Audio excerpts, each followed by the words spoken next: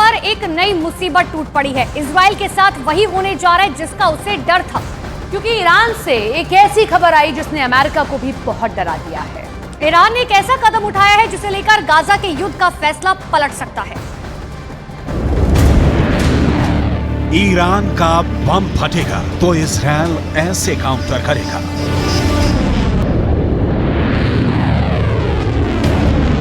Israel को यकीन हो गया है कि ईरान ने एटम बम बना लिया है। अब उसके पास खुद को बचाने के लिए यही मिसाइल डिफेंस सिस्टम है। ये है इजराइल का एरो मिसाइल डिफेंस सिस्टम। ये हमेशा तभी एक्टिव होता है जब इजराइल पर लॉन्ग रेंज मिसाइल से हमला होता है। एरो सिस्टम ने इजराइल को यमन से फायर की गई बैलिस्टिक मिसाइल से बचाया, लेकिन क्या यह सिस्टम अब ईरान के एटम बम से बचा पाएगा?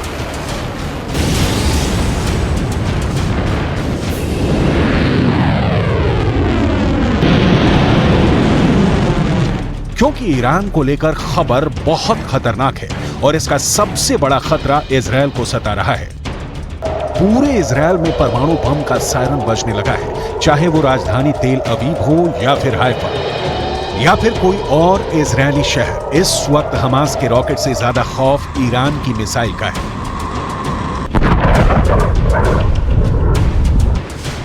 क्योंकि अब उसमें परमाणु बम भी फिट हो सकता है। अमेरिका दावा कर रहा है कि ईरान के पास अब इजराइल तक पहुंचने वाली मिसाइल भी है और उसमें लगाने के लिए एटम बम।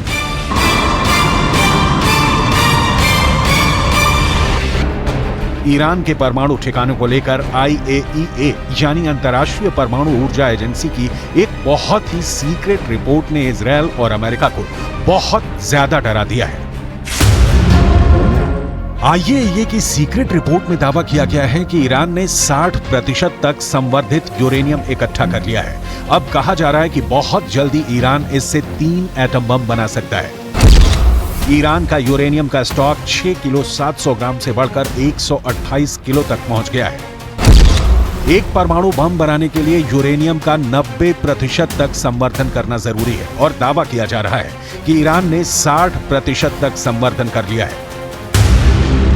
हालांकि 90% तक संवर्धन करने और बम बनाने में उसे कई महीने लग सकते हैं, यानी ईरान अब परमाणु बम बनाने के बहुत करीब है। ऐसे दावे इजराइल और अमेरिका लगातार करते रहे हैं। इजराइल ने हमेशा कहा है कि वो ईरान को परमाणु बम नहीं बनाने देगा।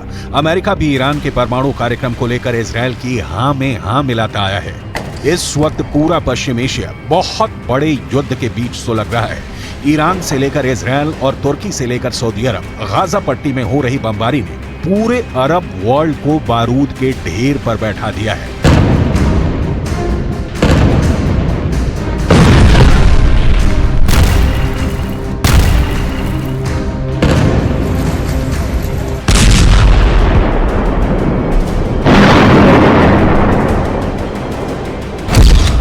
अब परमाणु बम को लेकर ईरान वाले खतरे ने इजराइल और अमेरिका का डर वाला मीटर रेड लेवल पर ले आया है। इस कांटे पर इतना प्रेशर है कि ये कभी भी वर्ल्ड वॉर बनकर टूट सकता है, क्योंकि ईरान कह चुका है कि उसके पास ऐसी मिसाइल है जो लॉन्च होने के 400 सेकंड के अंदर इजराइल पर जाकर तबाही मचा सकती है। ईरान अब हाइपरसोनिक मिसाइल तैयार कर चुका है। उसकी बैलिस्टिक मिसाइल को इजराइल आयरन डोम से नहीं गिरा सकता और ईरान का दावा है कि इजराइल हो या फिर अमेरिका का मिसाइल डिफेंस सिस्टम, उसकी मिसाइल के खिलाफ कोई दीवार काम नहीं करेगी। इस वक्त ईरान के परमाणु कार्यक्रम को लेकर जो खबरें हैं, उसे लेकर सबसे सीक्रेट परमाणु अड्डे पर सबकी नजरें हैं। अभी ईरान ने 6 स्पॉट पर न्यूक्लियर रिएक्टर लगाए हुए हैं, लेकिन इनमें से 2 अहम साइट है। पहली जगह है नतांज और दूसरी जगह है फोर्डो। यहाँ है अंडरग्राउंड न्यूक्लियर साइट, जहाँ ईरान सबसे ज्यादा गुणवत्ता के यूरेनियम संवर्धन करता है। ज्यादा बेहतर क्वालिटी यानी बम बनाने के लिए बेहतर यूरेनियम ईरान के परमाणु प्रोजेक्ट की प्रोग्रेस रिपोर्ट के तौर पर सैटेलाइट तस्वीरें भी जारी हो चुकी हैं। ये नातांज न्यूक्लियर साइट की 2002 की तस्वीर है। 2002 से 2020 तक इस साइट का ईरान ने बहुत विस्तार किया है। वहीं फोर्डो वाले न्यूक्लियर साइट की पहली सैटेलाइट तस्वीर 2009 में सामने आई थी। यहाँ भी 2002 से 2020 तक ईरान ने काफी काम आगे बढ़ाया है। दावा किया जाता है कि ईरान सबसे अधिक यहीं यूरेनियम संवर्धित कर रहा है। ईरान के पास अभी एटम बम नहीं है, ये बात तो पुख्ता तौर पर अमेरिका भी मानता है, लेकिन इजराइल के पास एटम बम है, इससे कोई इनकार नहीं करता। दावे के मुताबिक आज की तारीख में इजराइल के शांत रेगिस्तान में नेगेव परमाणु रिसर्च सेंटर है, जहां ताकतवर हथियार बनाने का काम किया जाता है। Stockholm International Peace Research Institute के मुताबिक इजराइल के पास करीब 90 परमाणु बम हैं, जो पूरे पश्चिम एशिया को पिघली हुई रेत में तब्दील कर सकते हैं।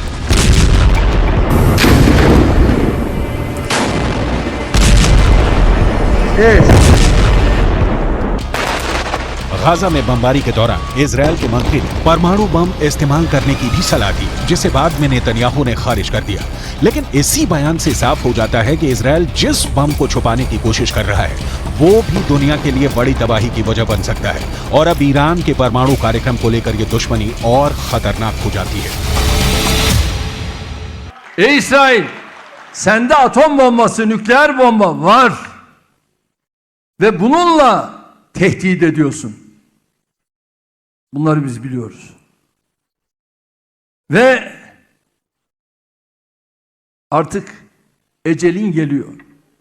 İstediğin kadar nükleer bombaya sahip ol. Israel और ईरान एक दूसरे के सबसे बड़े दुश्मन हैं।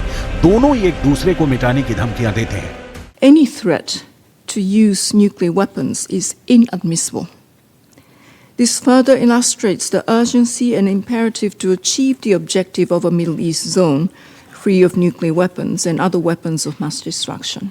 इजराइल को लेकर ईरान बहुत आक्रामक रहा है और उसे नक्शे से मिटाने की बात भी करता रहा है। यही हाल इजराइल का है, जिसके नेताओं ने भी परमाणु धमकियां देनी शुरू कर दी हैं।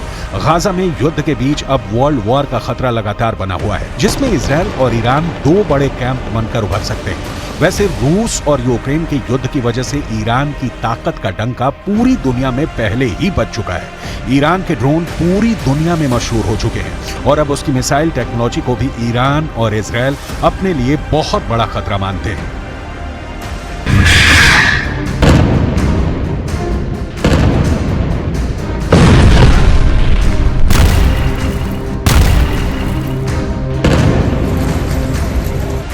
ईरान अब अपनी इसी ताकत को दिखाकर अमेरिका और इजराइल दोनों को चैलेंज कर रहा है। हालांकि इजराइल से पहले उसने अमेरिका के फौजी अड्डों को अपने टारगेट पर ले लिया है। ईरान के आसपास अमेरिकी सेना के कई मिलिट्री बेस हैं और इनमें कुल 40,000 से ज्यादा अमेरिकी सैनिक तैनात हैं। इसमें कुवैत में 10 सैन्य अड्डे हैं और यहाँ अमेरिका के 13,000 से ज्यादा सैनिक हैं। बहरीन में अमेरिका ने 12 अड्डे बनाए हैं और यहाँ उसके 3,700 से ज्यादा फौजी तैनात हैं। सऊदी अरब में अमेरिका के 10 मिलिट्री बेस हैं, यहाँ 3,000 अमेरिकी सैनिक तैनात हैं। ओमान में अमेरिका के 6 अड्डे हैं, यहाँ उसके 600 सैनिक तैनात हैं। संयुक्त अरब अमीरात में अमेरिका के 3 अड्डे हैं और यहाँ उसके 5,000 सैनिक तैनात हैं। कतर में अमेरिका का सबसे बड़ा मिलिट्री बेस है और यहाँ 13,000 अमेरिकी सैनिक रखे गए हैं। ये वो देश हैं जहाँ से ईरान बहुत ज्यादा करीब है। यही वजह है कि ईरान अब अमेरिका को इस इलाके में बर्दाश्त नहीं करना चाहता, क्योंकि उसे लगता है कि अमेरिका इन्हीं अड्डों से उस पर नजर रखता है और यहीं से वो कभी भी ईरान के न्यूक्लियर अड्डों पर हमला कर सकता है। ऐसा इसलिए क्योंकि खाड़ी देशों में अमेरिका के जितने भी अड्डे हैं, वहां उसके बहुत ही खतरनाक हथियार तैनात रहते हैं। यहाँ अमेरिका का F-16 भी है, F-15 भी है, F-18 भी तैनात है और मौके मौके पर F-22 और F-35 जैसे स्टेल्थ फाइटर भी अमेरिका यहाँ तैनात करता रहता है। इसमें ईरान के लिए सबसे बड़ा खतरा है कतर का अल उदैद एयरबेस, जो पूरे पश्चिम एशिया में अमेरिका का सबसे बड़ा मिलिट्री बेस है। यहाँ अमेरिका के अलावा ब्रिटेन की रॉयल एयरफोर्स भी तैनात है। दोनों देशों के यहाँ करीब 150 फाइटर जेट और बाकी विमान और ड्रोन तैनात रहते हैं। यहीं से अमेरिका पूरे पश्चिम एशिया पर नजर रखता है।